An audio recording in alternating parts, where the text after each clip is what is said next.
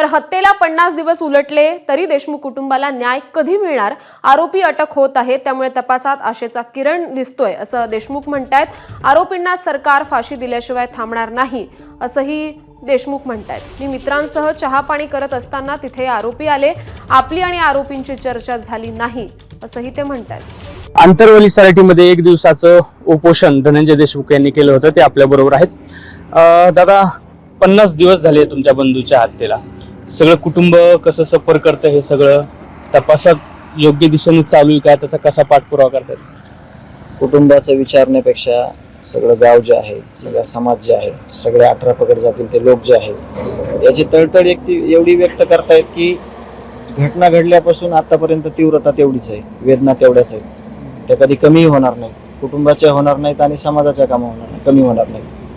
पण यातून जे तपास चालू आहे, मुख्यमंत्री साहेबांना जी सगळी यंत्रणा राबवलेली आहे, त्यातून कुठंतरी आशेचा किरण सापडलेला आहे. मधल्या काळात बरेच सीसीटीव्ही व्हायरल झाली, वेगवेगळे आरोपींचे असतील.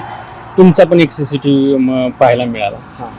तुम्ही त्याचं एक स्पष्टीकरण दिलं होतं की अचानक झालेली काहीतरी भेट आहे ती. रेग्युलर समजा ज्यावेळेस वेळ भेटेल, ज्यावेळेस चहा पाणी करायचे, तिथे जाऊन सर्व स्तरातील लोक तिथे जातात. तर मी अगोदर माझ्या मित्रासोबत चहा पाण्याला बसलो होतो. त्याच्यानंतर आरोपी आणि API साहेब आले. त्याच्यानंतर त्यांनी मला वेटरच्या थ्रू बोलून घेतलं, चहा घ्यायला सांगितलं. माझी आणि आरोपीची काही चर्चा तिथे झाली नाही. चहा घेतल्यानंतर मी बिल दिलं आणि परत मी माझ्या जागेवर बसलो आणि नंतर ही घटना घडली. याचा ऋतुवाज पण थोडा पण असता तरी मी पोलीस प्रशासनाकडे गेलो असतो. आरोपीनं आरोपीचं टार्गेट पूर्ण केलं. आपण आपला चांगुलपणा जो होता, तो चांगुलपणा किंवा आपण गाफील राहिलो किंवा आपण एवढ्या डोक्यात विचार आणले नाहीत म्हणून ह्यांनी घात केला.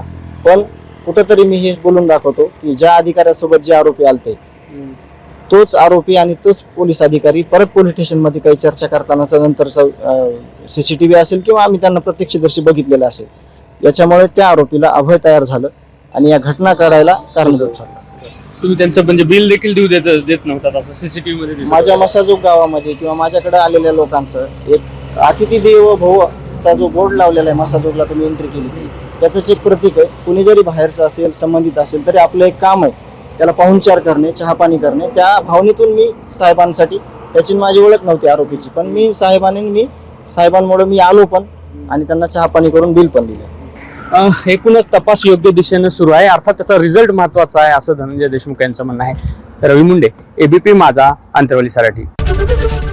ABP माझा, उघडा डोळे बघा नीट.